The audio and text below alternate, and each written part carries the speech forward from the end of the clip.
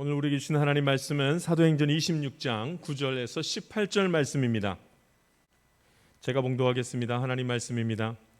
나도 나사렛 예수의 이름을 대적하여 많은 일을 행하여야 될 줄 스스로 생각하고 예루살렘에서 이런 일을 행하여 대제사장들에게 권한을 받아가지고 많은 성도를 옥에 가두며 또 죽일 때에 내가 찬송 투표를 하였고 또 모든 회당에서 여러 번 형벌하여 강제로 모독하는 말을 하게 하고 그들에 대하여 심히 격분하여 외국 성에까지 가서 박해하였고 그 일로 대제사장들의 권한과 위임을 받고 다메섹으로 갔나이다.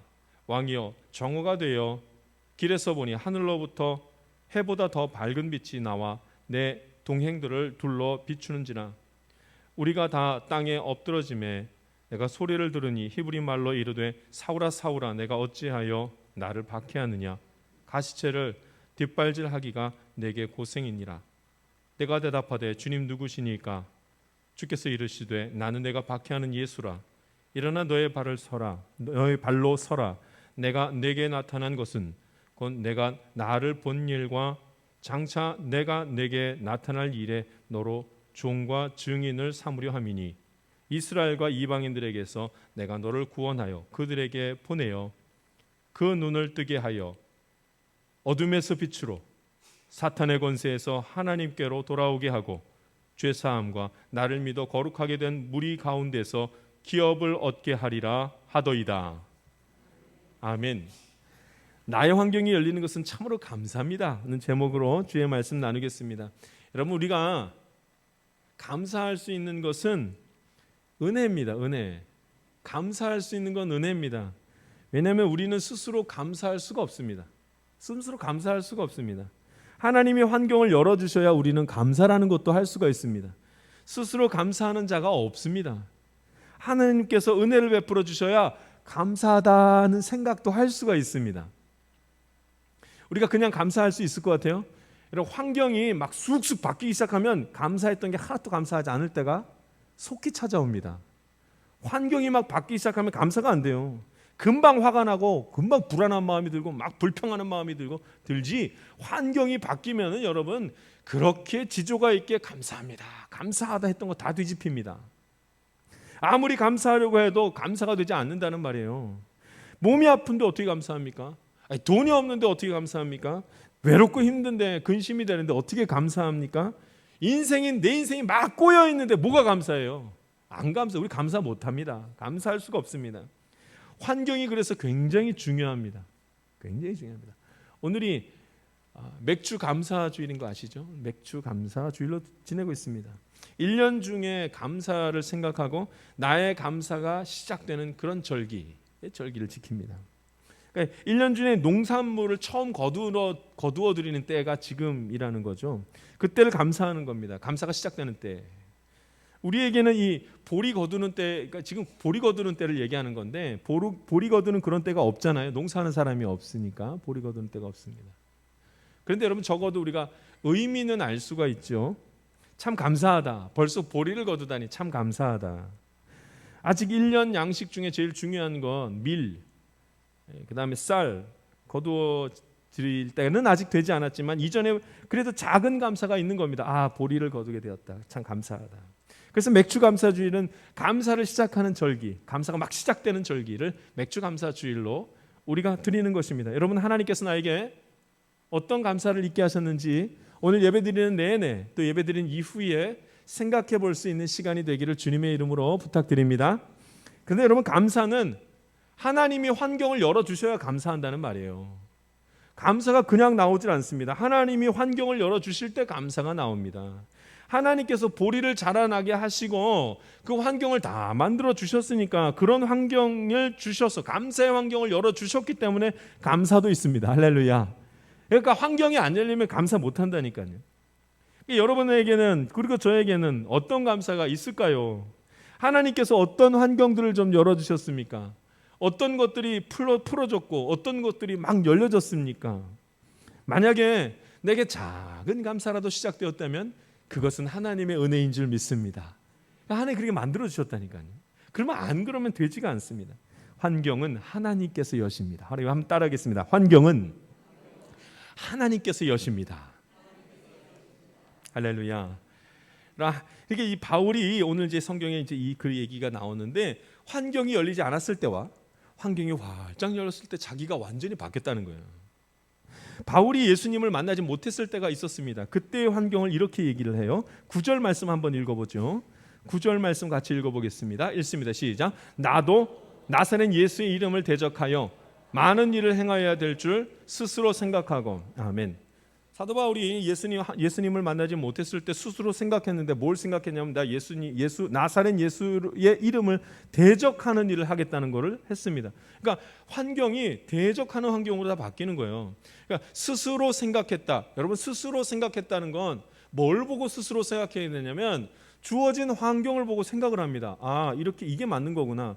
환경이 그런 환경이니까 스스로 생각해 볼 때 뭐가 맞다는 거예요? 예수를 대적하는 게 맞다고 생각한 거죠. 그러니까 막 대적을 합니다. 스스로 생각했다.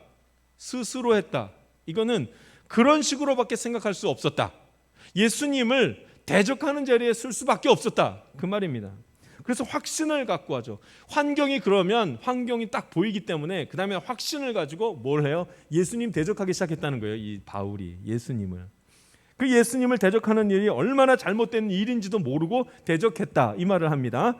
자, 말씀을 한번 보죠. 10절과 11절 말씀을 같이 한번 또 읽어보겠습니다. 어떻게 그가 대적했는지 말씀이 나옵니다. 확신을 가지고 예수님을 대적하는데 10절, 11절 말씀 같이 읽겠습니다. 시작.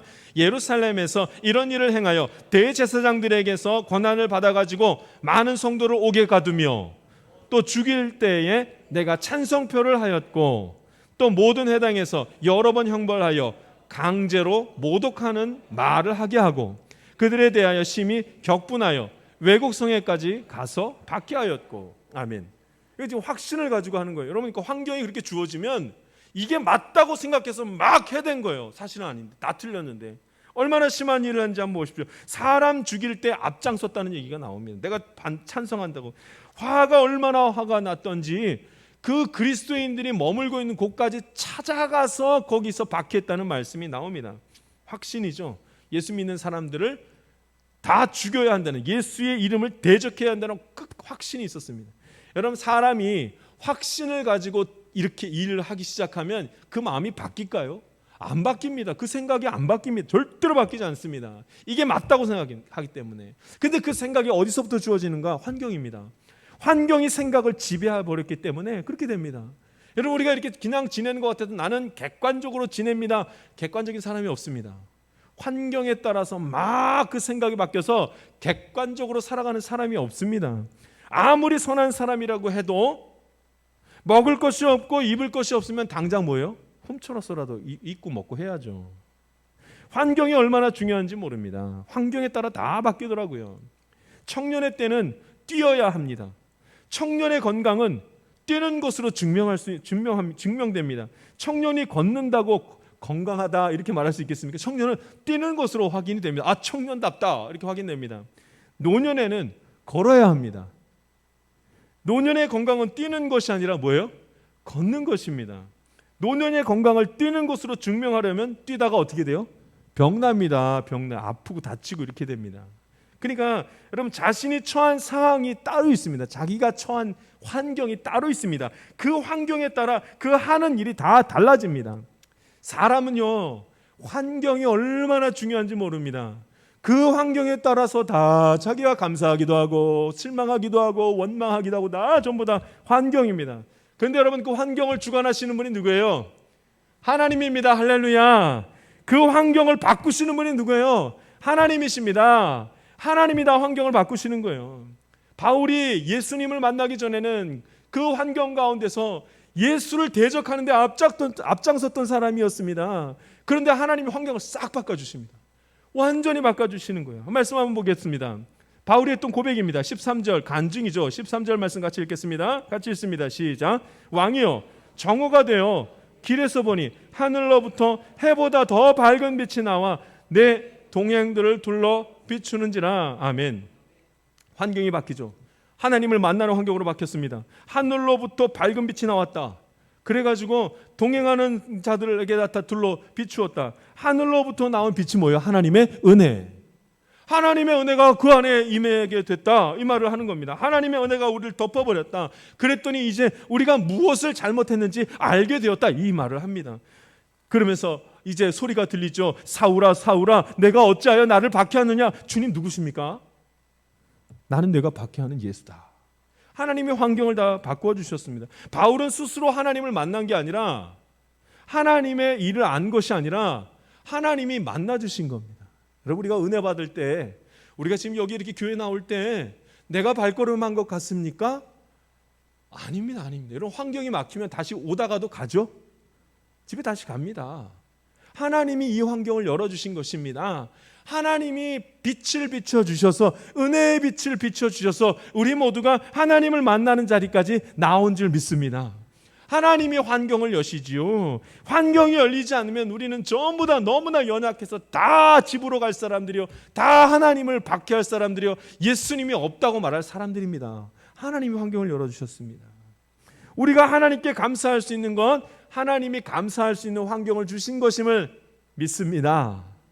여러분, 감사가 있습니까? 하나님 은혜입니다. 하나님 은혜입니다.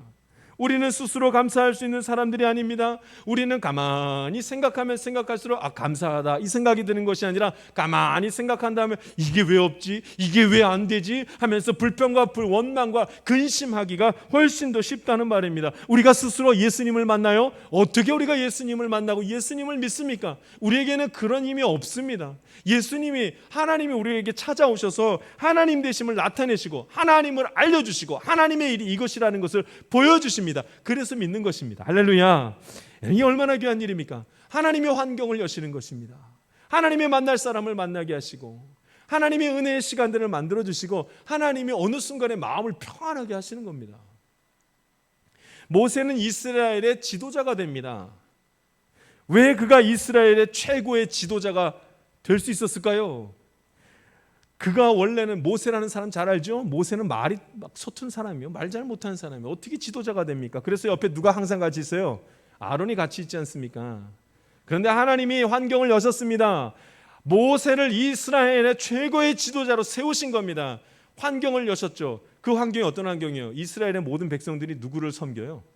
모세를 섬기고 모세를 바라보도록 그렇게 만들어버렸습니다. 그렇게 지도자가 됩니다. 모세가 대단해서가 아니라 하나님이 그 환경을 열어주셨기 때문입니다. 모세 옆에 있었던 아론이 대제사장이 됩니다. 그 아들들이 전부 다 대제사장직을 감당합니다. 왜요? 어떻게 해요? 하나님이 환경을 만들어주셨기 때문입니다. 하나님이 그 가정을 거룩하게 만들어버리셨습니다. 그래서 된 겁니다. 그 사람이 대단해서 된 것이 아니라 하나님이 환경을 만드셨기 때문입니다. 바울이 이제는 하나님을 만난 다음에 환경을 열어주시니까 바울이 예수님의 증인이 되기 시작합니다. 증인이 되겠다고 다짐합니다. 그 말이 나오죠. 16절 말씀 한번 읽어보겠습니다. 16절 말씀 읽습니다. 같이 읽습니다. 시작. 일어나 너의 발로 서라. 내가 내게 나타난 것은 곧 내가 나를 본 일과 장차 내가 내게 나타날 일에 너로 종과 증인을 삼으려 함이니. 아멘. 예수님의 종이 되고 예수님의 증인이 되도록 하나님이 그렇게 만드신다는 거예요. 지금 만들어 주시겠다. 너로 종과 증인을 삼으려 함이니. 누가 만드냐면 하나님이 만들어 주려고 지금 작정하신 겁니다. 무슨 말이에요? 하나님이 환경을 그렇게 열어 놓으셨습니다. 그러니까 그 예수님을 만난 다음에 바울은 복음 전하는 자리에 섭니다. 이게 쉬운 일이에요? 아니에요. 너무 고된 일이잖아요. 그 일을 합니다. 저는 같은 사역자로 서 있으면서 바울, 이 사도와는 감당할 수 없는 작은 사람이지만 이 모습을 볼 때마다 바울의 이 사도행전에 나와 있는 이 바울의 그 행적을 함께 바라볼 때마다 아무리 사역자라도 나보고 저 길을 걸으라면 도저히 걸을 수 없을 텐데 어떻게 사도 바울이 저 길을 저렇게 걸어갈 수 있을까? 예수님의 증인으로 산다는 것이 저런 것이면 나는 저런 삶을 살 수 있을까? 그런 생각이 참 많이 듭니다. 그러면 여러분, 이게 사람이 한 것이 아니라 누가 하신 거예요? 하나님이 바울에게만 특별히 그런 환경을 열어주신 것입니다. 나는 감당할 수 없는데 하나님이 감당하게 하시는 겁니다. 할렐루야. 하나님이 열어주셨기 때문에 그 일을 합니다. 만약에 하나님이 바울과 협상을 했다면 어떨까요? 너 이 길로 걸어가면 힘든 길일 텐데, 십자가의 길, 고난의 길일 텐데 너 갈 수 있겠니? 라고 물었으면 바울이 아멘 하고 갔겠습니까? 아니요, 바울은 아무것도 모르고 갔습니다. 가는데 하나님이 어떻게 하신 거예요? 길을 이렇게 열어주신 겁니다. 그래서 그 바울이 그 어려운 길을 감사함으로 갔던 것입니다. 하나님이 환경을 열지 않으면 어느 누구도 바울과 같은 어려운 길을 걸어가면서 복음 전할 사람이 아무도 없습니다. 하나님이 열어주신 것입니다.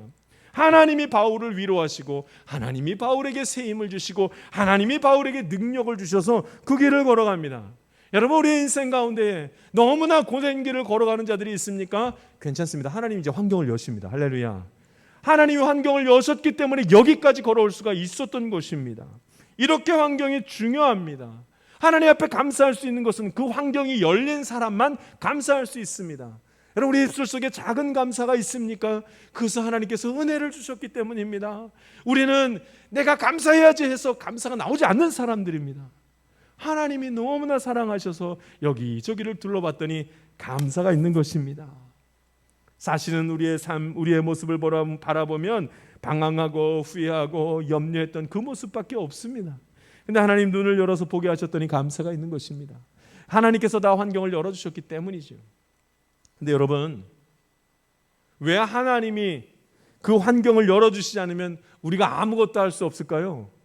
좀 어떻게 잘 견뎌내고 그래서 감사하게 그렇게 살면 되지 않을까요?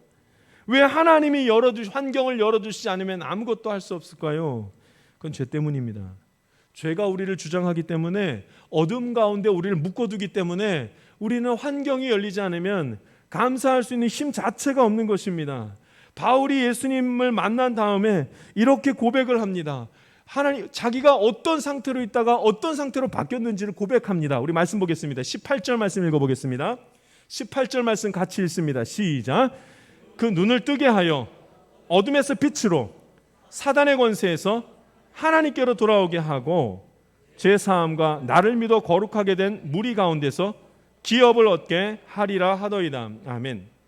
그러니까 여러분, 바울이 이전에는 몰랐는데 하나님 만난 다음에 봤더니, 예수님 만난 다음에 봤더니 이전에 자기가 어디 있었다는 거예요? 어둠 가운데 있었다는 걸 드디어 알게 됩니다. 이제 예수님을 만났더니 어둠에서 빛으로, 사탄의 권세에서 하나님께로 돌아왔다고 고백합니다. 여러분, 어둠을 안다는 것은 자기가 빛 가운데 있는 거예요? 어둠 가운데 있는 거예요? 저기가 어둡다라고 아는 사람은 자기가 어둠 가운데 있는 거예요? 빛 가운데 있는 거예요? 여러분, 빛 가운데 있기 때문에 어둠을 알 수 있는 것입니다. 어둠 가운데 있으면 어둠이 어두운 건지를 알지를 못하죠. 사도 바울이 예수님을 만난 다음에 드디어 알게 됐습니다. 예전에는 어두움 가운데 있었는데 이제 내가 빛의 자녀가 되었구나. 예전에는 사탄의 권세 속에 매여 있었는데, 그래서 예수의 이름을 대적했는데 이제는 하나님께로 돌아갔구나. 할렐루야. 이걸 드디어 알게 됩니다. 어두워도 어두운지 모르고 사단의 권세 속에 있어도 이것이 사단의 권세 속에 있는지를 전혀 알지 못했단 말이죠. 한마디로 말하면 오히려 더러운 것을 좋아하고 아파해도 아픈 걸 모르면서 그냥 막 지냈다는 말입니다. 하나님이 환경을 바꿔주셨습니다. 하나님이 드디어 어두운 게 무엇인지를 보게 하셨습니다. 하나님이 지금 내가 있는 이 자리가 사단의 권세로부터 노임을 받게 된 것임을 알게 하신 것입니다. 할렐루야. 하나님이 여시지 않으면, 그러니까 하나님이 여시지 않으면 절대로 감사가 나올 수가 없는 겁니다. 그전에는 어디에 갇혀있기 때문이냐면 사탄의 권세 속에 갇혀있기 때문에 내 힘으로는 나갈 수가 없습니다. 예수님의 이름으로만 이 사단의 권세로부터 우리가 노임을 받는 것입니다. 하나님 은혜죠. 누가 우리를 이 사망의 권세에서 풀어주며 누가 우리를 이 어둠에서 벗어나게 할 수가 있겠습니까? 하나님의 은혜가 임했을 때 죄사함이 나타나고 하나님의 은혜가 임했을 때 거룩하게 됩니다.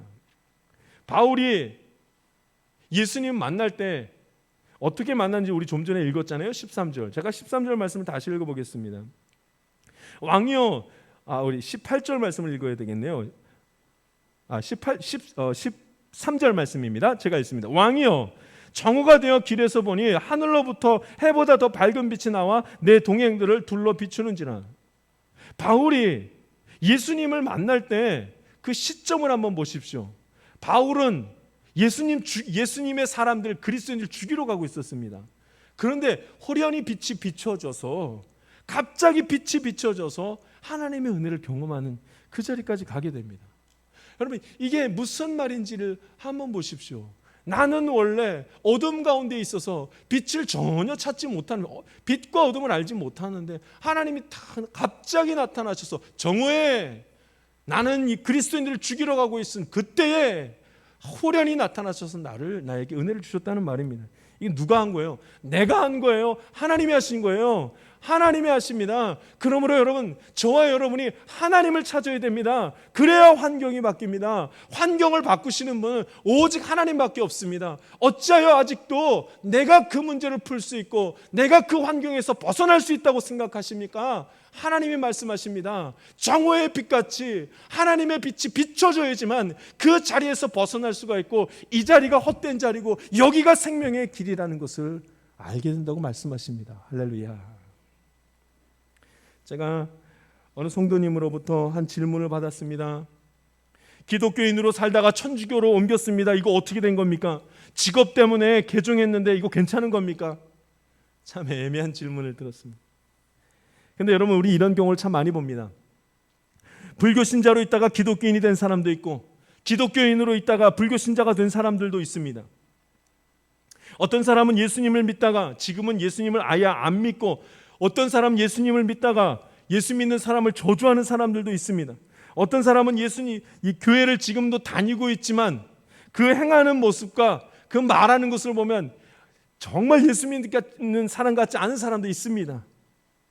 여러분, 이거 어떻게 된 겁니까? 그 사람들 어떻게 된 겁니까? 어떻게 알 수 있습니까? 여러분, 하나님께서 지금 말씀하시죠? 그 사람들이 어떤 사람들입니까? 그들의 환경이 어떻게 열려져 있습니까? 물을 때 우리 주님 말씀하십니다. 하나님이 눈을 열어주셔야 알 수 있다는 거죠. 그 사람이 어떤 사람들인가?